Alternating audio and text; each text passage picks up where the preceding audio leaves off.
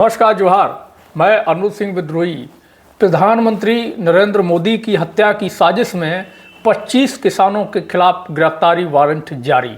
तो चलिए बिना देरी किए इस खबर को, इस घटना को बारीकी से समझते हैं। उससे पहले आपने अगर हमारे YouTube चैनल को सब्सक्राइब नहीं किया है तो सब्सक्राइब कर लीजिए, नोटिफिकेशन को ऑन कर लीजिए। 5 जनवरी 2022 को प्रधानमंत्री नरेंद्र मोदी का फिरोजपुर पंजाब दौरा था। प्रधानमंत्री को हेलीकॉप्टर से जाना था, लेकिन मौसम खराब होने की वजह से अचानक से उनके जो जाने का प्रोग्राम था उसमें बदलाव किया गया और बाई रोड जाने का प्रोग्राम बना।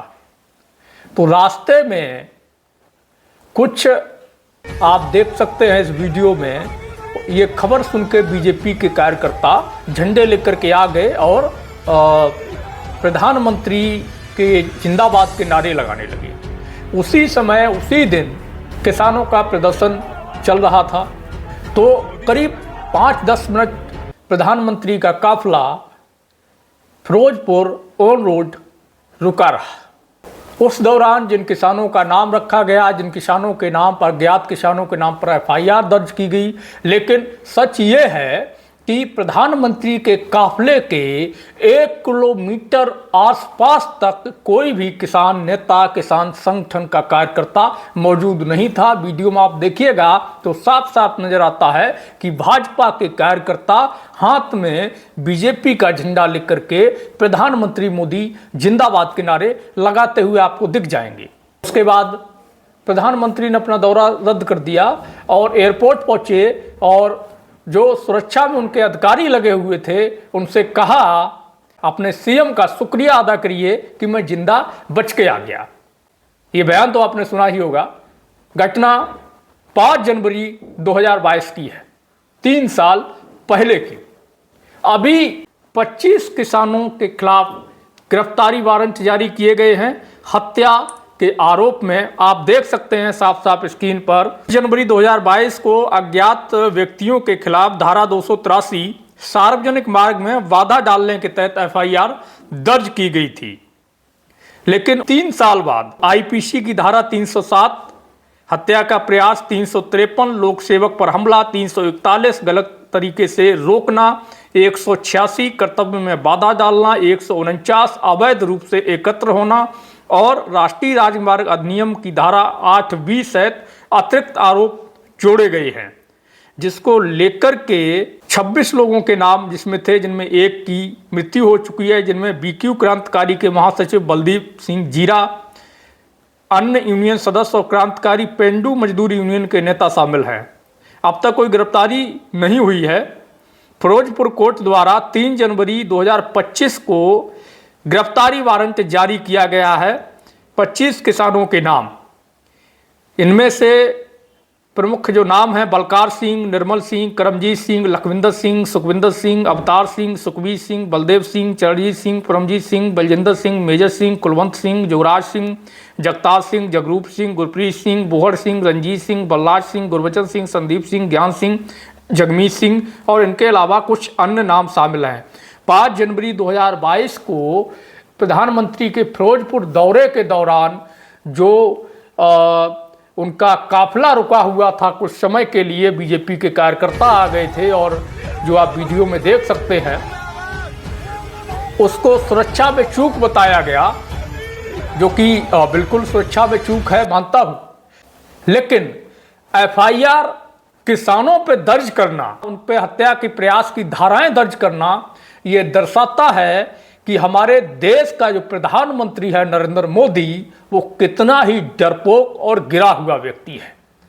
हमने भारत के इतिहास में इतना डरा हुआ प्रधानमंत्री नहीं देखा और शायद भविष्य में भी इतना डरा हुआ प्रधानमंत्री देखने को नहीं मिलेगा।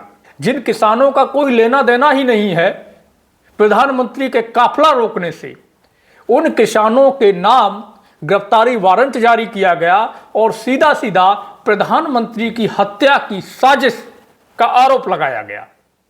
इस घटना को देख करके हम ये कल्पना कर सकते हैं, ये अंदाजा लगा सकते हैं कि आने वाले साल 2 साल के बाद वो समय आ जाएगा कि जब हम आम जनता, प्रधानमंत्री, मुख्यमंत्री, सांसद, विधायक तो छोड़िए, अगर अपने ग्राम प्रधान से भी सवाल करेंगे तो उसको हत्या की साजिश माना जाएगा।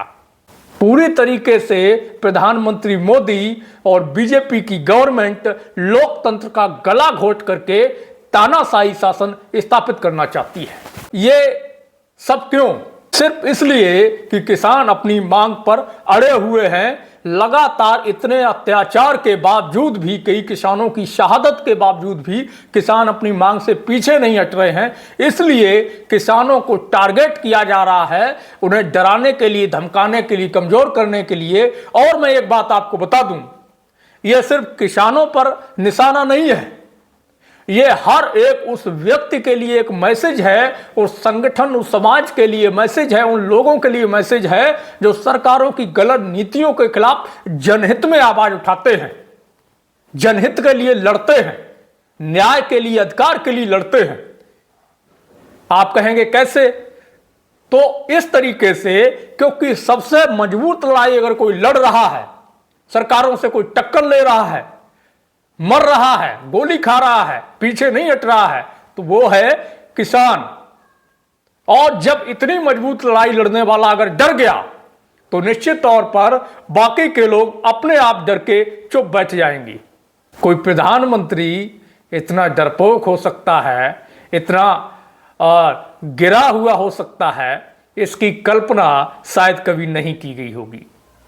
मैं आपसे जानना चाहता हूं, क्या सच में बलदेव सिंह जीरा और अन्य किसानों ने प्रधानमंत्री की हत्या की साजिश रची थी? जब प्रधानमंत्री को हेलीकॉप्टर से जाना था सभा में, तो आखिर कैसे प्लानिंग बनाई जा सकती थी? क्या किसानों को यह पहले से पता था कि मौसम खराब हो जाएगा और फिर जो है प्रधानमंत्री हेलीकॉप्टर से नहीं जा पाएंगे, फिर वो बाई रोड जाएंगे और इसी रोड से जाएंगे? ये सब तो किसी को नहीं पता होता है। प्रधानमंत्री की जो विशेष सुरक्षा होती है वो डिसाइड करती है। पल पल पर रूट बदलता है, प्लान बदलता है, जो चंद लोग ही जान रहे होते हैं। तो आखिर किसानों ने कैसे प्लान बना लिया, कैसे साजिश कर ली? दूसरी बात, पूरे वीडियो में कहीं किसान नहीं दिख रहे हैं। बीजेपी के कार्यकर्ता हाथ में झंडे लेकर के मोदी जिंदाबाद के नारे लगाते हुए दिखाई दे रहे हैं। और जिन किसानों का नाम लिया गया, उन किसानों को तो छोड़िए, दूसरा कोई भी किसान संगठन का कार्यकर्ता, नेता प्रधानमंत्री के काफिले से 1 किलोमीटर की रेंज तक में नहीं था। तो आखिर कैसे प्रधानमंत्री की हत्या की साजिश किसानों ने रच दी? अगर एफआईआर करनी है तो बीजेपी कार्यकर्ताओं पे करिए, उन पे करिए जिन्होंने झंडे लहराए और मोदी जिंदाबाद के नारे लगाए। क्या ये एक प्री प्लानिंग तो नहीं थी कि मोदी ने अपना काफिला वहां रुकवाया, कुछ लोगों को मैसेज भेज दिया बीजेपी कार्यकर्ताओं को कि आइए इस जगह पर आकर के झंडे लहराइए और जिंदाबाद के नारे लगाइए, ताकि हम आने वाले समय में इसका इस्तेमाल किसानों के खिलाफ कर सकें? शायद ऐसा ही है। आप अपना विचार कमेंट में जरूर बताएं। धन्यवाद।